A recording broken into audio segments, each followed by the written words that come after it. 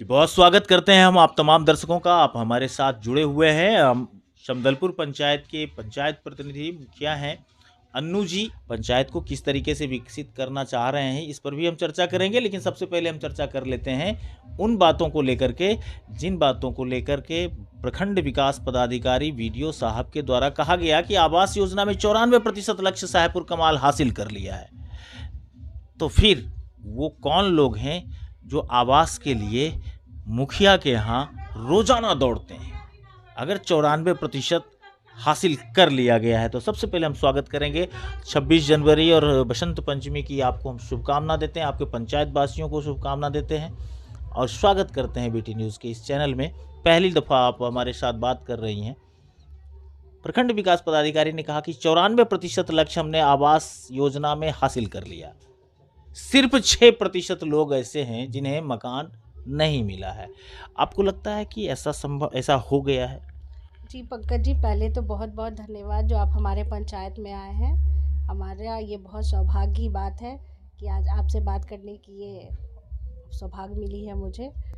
ये बहुत हद तक सही भी है कि ये अब आवास योजना आई है, पर अभी बहुतों ऐसे हैं घर जिनको ये लाभ नहीं उठा पा रहे हैं। हो नहीं, रही है। आपको लगता है कि आपके पंचायत में 94% लोगों को मकान मिल गया?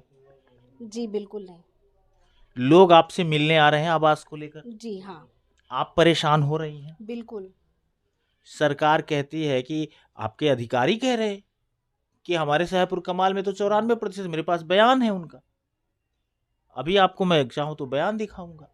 आवास योजना में जो अभी तक हम लोगों को लक्ष्य प्राप्त हुआ उसमें से प्रधानमंत्री आवास योजना के तहत 94% से अधिक आवास पूर्ण किए जा चुके हैं और आवास प्लस में एक वर्ष में जो हमें लक्ष्य प्राप्त हुआ था 421 का, उसमें भी 75% से अधिक आवास पूर्ण है। पुनः अगले वित्तीय वर्ष का जब आवास का लक्ष्य प्राप्त होगा तो बाकी बचे हुए जो लाभुक हैं उनको आवास का लाभ निर्बाध रूप से दे दिया जाएगा। नहीं, ये तो गलत बात है, ऐसा कुछ नहीं। स्थल का मुआयना करना चाहिए। बिल्कुल, स्थल का मुआयना करके उनको आना चाहिए, देखना चाहिए कि हाँ, किनको आवास की बहुत ज़रूरत है, किनको ज़रूरत नहीं है। अच्छा, एक चीज़ अन्नू जी आपसे जानना चाहेंगे। आपके हस्बैंड आईपीएस अधिकारी हैं और आप समाज सेवा में आ गए, ये कॉम्बिनेशन कैसे मिला पाते हैं दोनों में? जी, वो भी समाज के लिए कर रहे हैं तो ये मेरी भी सौभाग्य की बात है कि हम भी समाज के लिए आके आज कदम के कदम मिला के चल रहे हैं।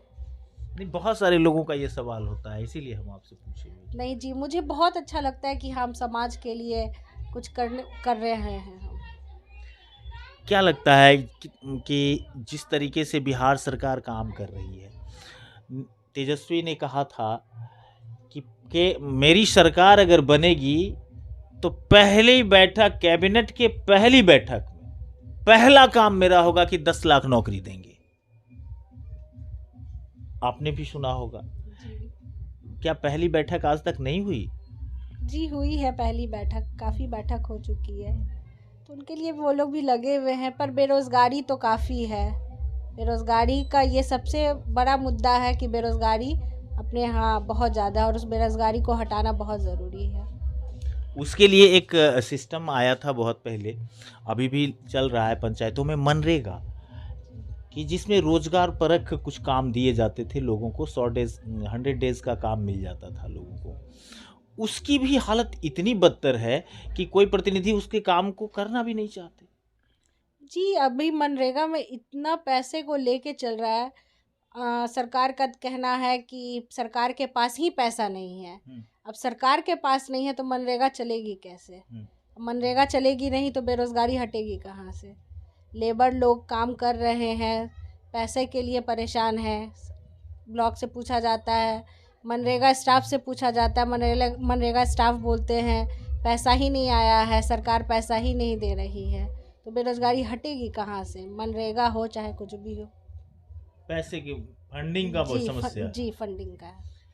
अच्छा, ये बेरोजगारी पर तो बहुत चर्चाएं होती है और लगातार 1952 में पहला आम चुनाव हुआ, तब से लगातार जितने भी चुनाव होते गए सभी में कमोबेश 2-3 मुद्दे ज़रूर रहते हैं। हम गरीबी हटाएँगे, हम रोज़गार आपको देंगे, हम एक सुंदर समाज बनाएँगे, हम शिक्षा का बढ़ावा देंगे। लेकिन शिक्षा की तो स्थिति ये है मैडम कि शिक्षक को पढ़ाने नहीं दिया जाता है विद्यालय में। बच्चों को खाना खिलाना है, खाना बनाना है, शिक्षक का प्रधान काम था शिक्षा देना। लेकिन उनसे अब प्रधान काम क्या हो रह गया कि सरकार को मैसेज करना है कि कितने बच्चे अपीयर हुए, कितना खाना बनाना है, क्या खाना बनाना है, उसका फ़ोटो खींचना है, फ़ोटो भेजना है। सारा समय तो सरकार इसका इसी में ख़त्म कर देती है।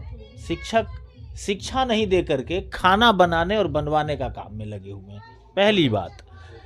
दूसरी चीज़ कि आपको लगता है कि आज के भारत में 2023 के भारत में कोई पिता ऐसा होगा जो अपने बच्चों को भरपेट भोजन नहीं करा सकता?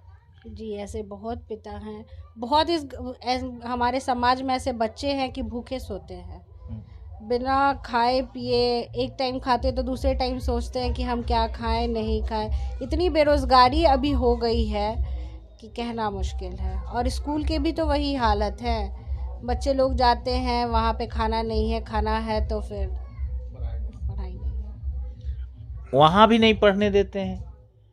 घर आएगा तो घर पर भी नहीं पढ़ने देते हैं। अब ओपन जिम ला करके रख दिए, बच्चे दिन भर ओपन जिम में लटके रहते हैं, घर पर भी नहीं पढ़ने ओपन जिम देंगे। का तो था ही, ओपन जिम का तो बनने का ही, बड़ों के लिए है, बच्चों के लिए भी है। तो अब एनी टाइम बच्चे उसी में लगे रहेंगे। लगे रहते हैं या नहीं? हाँ, लगे तो रहते ही आपने है। देखा है कि नहीं? हाँ जी जी, देखा तो है। तो माने छुट्टी होगी तो हम घर पर भी आपको नहीं पढ़ने देंगे? क्या मतलब है कि अगर ये पढ़ जाएगा तो हमसे सवाल करेगा? नहीं नहीं नहीं, पढ़ाई तो बहुत ज़रूरी है, एजुकेशन तो बहुत ज़रूरी है। कैसा भारत का निर्माण किया जा रहा है, कैसे स्टेट का निर्माण किया जा रहा है जब शिक्षा बच्चों का, जो बच्चे देश का भविष्य हैं और उनके भविष्य के साथ इस तरीके से खिलवाड़ किया जा रहा है। जब जड़ कमजोर रहेगा, आप पढ़ी लिखी हैं, आप समझती होंगी कि बच्चों का जो प्राइमरी एजुकेशन होता है वो अगर ठोस नहीं होगा तो आगे जाके क्या कर लेंगे? हाँ, ये तो समस्या की विषय है, पर इसमें सरकार की भी और उसमें करना चाहिए कि हाँ, बच्चे को जितना हो सके, जितना ज़्यादा हो सके बच्चे के लिए कोऑपरेट करना चाहिए कि हाँ, आप पढ़ाई लिखाई करो तभी आपको आगे जाके कुछ होने जा रहा है। चलिए, बहुत बढ़िया आपने कहा है।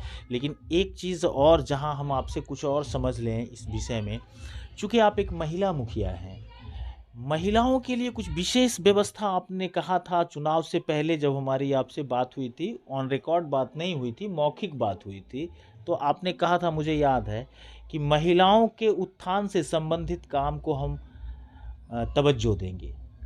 जी, ये तो हम मेरी सौभाग्य की बात है कि हम भी मुखिया हैं, महिला मुखिया हैं, और हम चाहते हैं कि हर एक महिला अपने घर से निकल के बाहर निकले और देखे कि हाँ, क्या है बाहर में। घर में तो ठीक है, सबका काम वाम होता ही है, घर से निकल के काम करें। और हम अपने अपने तरफ से हम चाहते हैं कि महिला को इतनी आगे ले जाएं, इतनी आगे ले जाएं कि अब वो पहले जैसी महिला नहीं रहे, अब सब सेल्फ डिपेंड बन जाए। Self depend? जी तो सेल्फ डिपेंड के लिए क्या होना चाहिए, आपके दिमाग में क्या चल रहा है? जी, हम मेरा तो यही सोचना था कि हम एक सिलाई मशीन का एक सेंटर करवा दें, जिसमें इससे रोज़गार भी मिल जाएगा महिलाओं को, और उनके लिए भी अच्छी रहेगी। हाँ, जो पढ़ाई लिखाई भी इसमें करना चाहती है, बड़े पैमाने पे हम सिलाई मशीन का हम काम करवाने के लिए, ये मेरे माइंड में अच्छा, चल एक रहा है। चीज़ है मैडम, जो 10 लाख रोजगार देने में सरकार असमर्थ दिख रही है। सवाल करने पर कहेगी कि बीजेपी तो 2 करोड़ बोली थी, आप बीजेपी वाले से ही सवाल क्यों नहीं करते? मर्डर हो जाएगा, सवाल किया जाता है नेताजी से, जो नीति निर्धारण करेंगे सवाल तो उनसे होगा। तो उनसे सवाल होता है तो वो सीधा कहते हैं, पिछली सरकार में मर्डर नहीं होती थी क्या? पिछली सरकार में लूट नहीं होती थी क्या? पिछली सरकार में भ्रष्टाचार नहीं था क्या? पिछली सरकार में शराब नहीं मिल रही थी क्या? मतलब सारा चीज पिछली सरकार पर। तो वो समस्या तो ज्यों की त्यों है, उसको खत्म कैसे किया जाता है इस पर तो कोई चर्चा ही नहीं होती। ख़त्म तो करेंगे वही लोग ना, पिछले सरकार को इस सरकार को कोसने से क्या फ़ायदा है। सर हम लोग को ही ख़त्म करना है, सबको मिलके ख़त्म करना है। ये कोसने से क्या होगा कि हाँ आपकी सरकार में ऐसी दिक्कत थी, हमारे सरकार में ऐसी दिक्कत थी। ठीक है, जो दिक्कत थी अभी हम लोग नए से शुरुआत करते हैं ना। अच्छा, एक चीज़ और, कुछ लोग समाज में आते हैं बड़े लीडर, हम लोकल लीडर की चर्चा नहीं कर रहे, हम बड़े फिगर की चर्चा, कहिए तो मैं नाम खोल देता हूँ, मैं नीतीश कुमार की चर्चा करता हूँ, मैं तेजस्वी यादव की चर्चा करता हूँ, मैं चिराग पासवान की चर्चा, मैं पप्पू यादव की चर्चा करता हूँ, मैं जीतन राम मांझी की चर्चा करता हूँ, सुशील कुमार मोदी की भी चर्चा करता हूँ, संजय जायसवाल की भी चर्चा करता हूँ। ये कहना है कि कोई समाज में आते हैं चुनाव के समय, बड़ी बड़ी बात कर लेते हैं, कोई आते हैं तो कहते हैं कि भाई हमारे जाति के हो, हमको वोट करो, ये पिछड़ा वर्ग का है, पिछड़ा को वोट देगा, वो दलित है, उस दलित के साथ जाएगा, महादलित है, महादलित के साथ जाएगा। जिसको कुछ नहीं समझ में आता है वो हिंदू मुसलमान करने लगता है समाज में।